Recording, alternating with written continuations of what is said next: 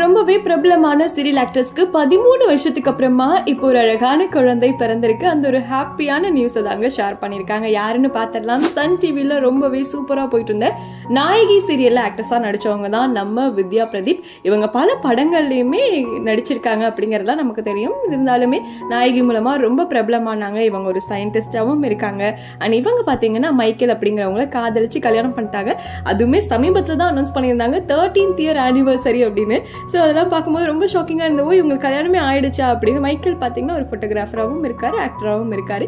So சமீபத்தில் என்ன சொல்லியிருந்தாங்கன்னா மெட்டர்னிட்டி ஃபோட்டோ ஷூட்ஸ்லாம் போட்டிருந்தாங்க. பேபி பம்போட அவ்வளோ அழகாக இருந்தாங்க. எங்களுக்கு குழந்தை பிறக்க போதுன்னு சந்தோஷமாக சொல்லியிருந்தாங்க. இப்படி இருக்கும்போது இப்போ அவங்களுக்கு ஒரு அழகான ஆண் குழந்தை பிறந்திருக்கு. ஃபேஸ் ரிவீல் பண்ணியே ஃபோட்டோ போட்டிருக்காங்க. பெரும்பாலும் ஃபேஸ்லாம் கொஞ்சம் நாள் கழிச்சு தான் ரிவீல் பண்ணுவாங்க. ஃபர்ஸ்ட் கை கால் இந்த மாதிரி தான் போட்டுட்டு இருப்பாங்க இல்லையா.